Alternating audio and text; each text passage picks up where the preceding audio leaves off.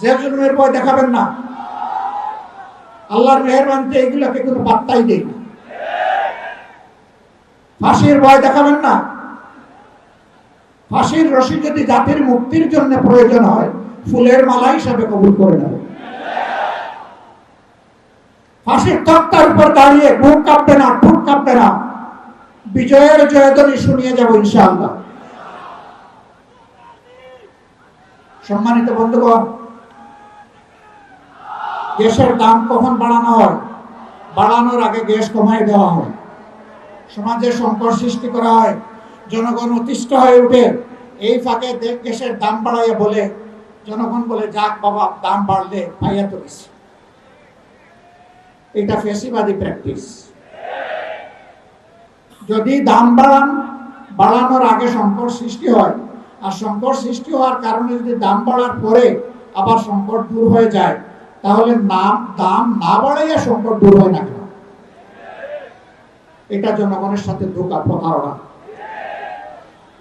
অতীতে যারা জনগণের সম্পদ লুণ্ঠন করেছে, চুরি করেছে, ডাকাতি করেছে, এখন সরকারি দলের দ্বিতীয় ব্যক্তি বলেছেন সেই চুরি ডাকাতি অপরাধের প্রবৃদ্ধি হয়েছে, কোনো পরিবর্তন হয় নাই। এটা আরেকটা রাজসাক্ষী। স্বীকারোক্তিমূলক জবানবন্দি 164 ধারা। ওনারা সংবিধান বলেন তো, এই জন্য একটু সংবিধান বললাম। আসুন আমরা প্রতিজ্ঞা করি, জনগণের দুর্ভোগ যেখানে, সন্ত্রাস যেখানে, ফেসিবাদ যেখানে, জনগণের অধিকার হরণ যেখানে, সেখানেই আমরা অগ্নিগিরি হয়ে জ্বলে উঠবো ইনশাআল্লাহ। কোনো বাধা মানব না, কোনো বাধা মানব না ইনশাআল্লাহ, কোনো বাধা মানব না। আমাদের বিশ্বাস মহান আল্লাহ তাআলার উপরে। জমিনের কোনো শক্তিকে আমরা পরোয়া করি না।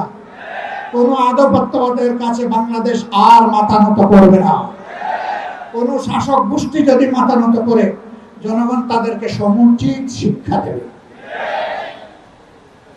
এগিয়ে যাক প্রিয় বাংলাদেশ, একটা নিষ্কলুষ, ফ্যাসিবাদ মুক্ত, মানবিক, ন্যায় এবং ইনসাফের ভিত্তির উপর একটি সম্মানের বাংলাদেশ, মাথা উঁচু করে দাঁড়ানো বাংলাদেশ দেখতে চাই। এ লড়াই চলবে ততক্ষণ পর্যন্ত, যতক্ষণ পর্যন্ত এই প্রত্যাশা আমাদের পূরণ না হবে। সবাইকে ধন্যবাদ। কষ্ট করে আপনারা এসেছেন। কষ্ট কেবল শুরু, শেষ হয়নি। লড়াই কেবল শুরু, শেষ হয়নি। আগামীকাল জনদুর্ভোগ নিয়ে এই কাছেই মুক্তাঙ্গনে আপনাদের সকলের দাওয়াত। আগামীকাল আবার দেখা হবে ইনশাআল্লাহ। আল্লাহ হাফেজ। বাংলাদেশ জিন্দাবাদ।